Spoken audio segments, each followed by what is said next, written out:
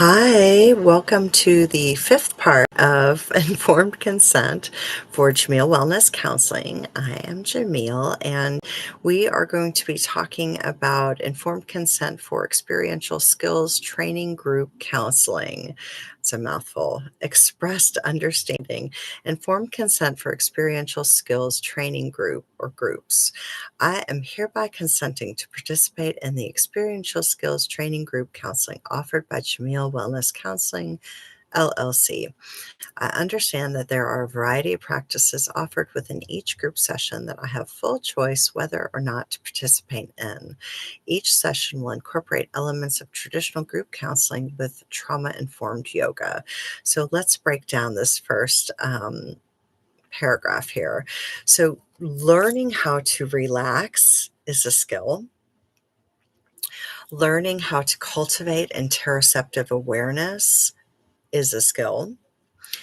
Learning how to be mindful, also a skill.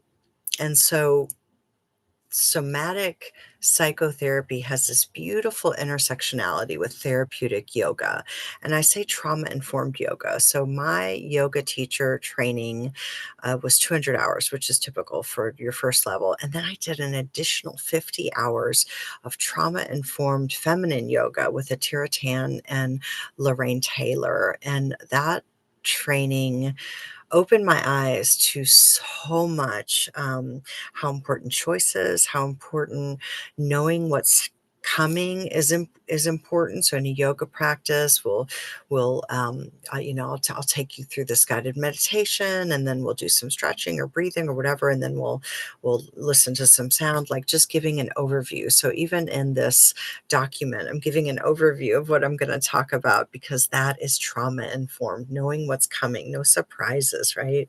So we're building safety here. And choice, super important. And choice and agency, personal, agency is this feeling, knowing of having control of decisions in your own life. Super important and healing trauma. So, um, yeah, and so no, when people give me their no, I love that. Give me your no. Yeah.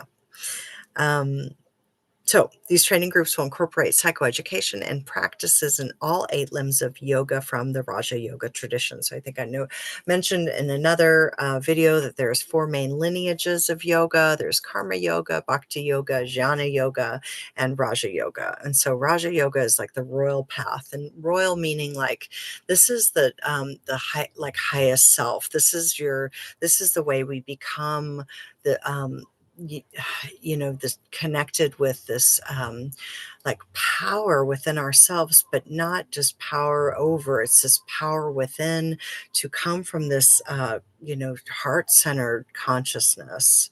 So so 8 limbs of that are the yamas and yamas, the asanas, pranayama, pratyahara, dharana, dharayana, and samadhi. So these 8 limbs. And most people in the West, when they think about yoga, they think about just the asanas. That's the 3rd limb of yoga. So the yamas and the niyamas. The yamas are like ahimsa, asteya, parigraha, brahmacharya, and Satya. And so all of those Sanskrit means, non-harm, non-violence, non-stealing, non-greed, moderation, and speaking your truth. And so that's the first limb of yoga, the yamas. And then the niyamas are sort of observations. And so we have saucha, santosha, svadhyaya, isvara prandahana, and tapas. And so these are sort of ways that we engage our yogic practice. So saucha is like purity. So what are we taking into our bodies and our minds? What are we watching, listening to, right? And then how can we make that really pure, right? Like and whatever purity means for you. Okay. And Santosha is like contentment. So even in the 10 Commandments, don't covet, right? So that's what Santosha. Svadhyaya is self-study. So man, how does that land in counseling? Like huge, lands huge. That and in fact, that's what Hakomi is known Hakomi is also known as mindful somatic psychotherapy, but it's called assisted self-study. How beautiful that is. So I'm just helping you get to know you because the primary relationship in counseling is client to themselves. The secondary is client to counselor. So, so that's the niyamas, the asanas are the physical shapes, pranayama breath practices. And man, we hit those heavy because that's the biggest way to regulate vagus nerve and bring on that parasympathetic nervous system state, which is so important. Pratyahara, that removal of the senses, that yoga nidra, I'll talk more about that. Dharana is concentration, dharayana, meditation, and samadhi is this extended state of meditation where we are just at one.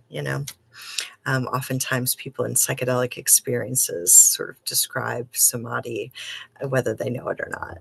So, and then I offer that other styles of yoga, including yin yoga, restorative yoga, nada yoga, and yoga nidra will be offered. So, yin yoga is a practice where you're almost exclusively on your mat in shapes for 3 to 10 minutes. So you're not in like warrior three, standing on one leg for 3 to 10 minutes, but maybe you're in a side bend on your mat. Maybe you're in a twist, right? So bringing in pranayama in that yin yoga can be very healing and conducive to switching the nervous system into rest and digest, parasympathetic. Restorative yoga, same sort of situation, but those shapes are held even longer, oftentimes with props and supports. And so we're really, really cultivating that restoration. And I spoke earlier about the Hakomi sensitivity cycle, and relaxation is the last part of that. So restorative yoga would be a great practice to really engage in that cycle, that of the sensitivity cycle. Yeah, Nada yoga is sound, yoga of sound. So there's like 4 layers of sound. There's the heard, the speaking word. There's the whispering, and then there's like the noise in the mind, like our rumination, our thoughts. And then the fourth layer of sound is the unstruck sound. It's kind of the sound of your own spirit, and that's a little too much to get into right now. So and then yoga nidra, which I'll also talk about. So gentle movement with breath awareness, meditation, concentration, and withdrawal of the senses are common ways that the above limbs of yoga are utilized. I just said that. So choice is always optional as that fosters trauma recovery. So let's go ahead and stop there for now with this video. Thanks.